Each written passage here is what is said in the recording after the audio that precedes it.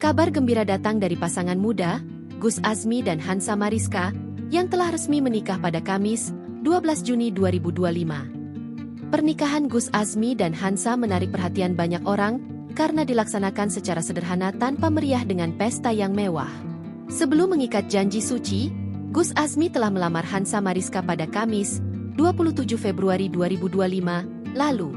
Di akun Instagram Hansa Mariska sendiri, perempuan 19 tahun ini berterima kasih untuk ucapan selamat dan doa yang diterimanya.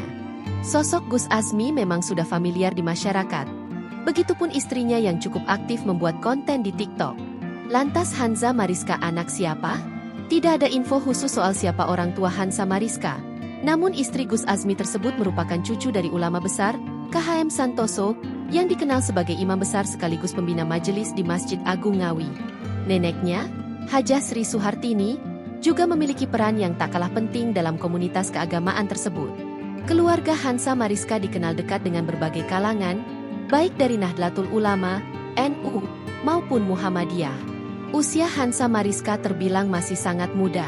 Perempuan kelahiran Surabaya, pada 31 Juli 2006 ini mengakhiri masa lajang di usianya menuju 19 tahun. Dalam hal pendidikan, Hansa merupakan lulusan SMA Muhammadiyah II Surabaya. Download Tribun X sekarang, menghadirkan lokal menjadi Indonesia.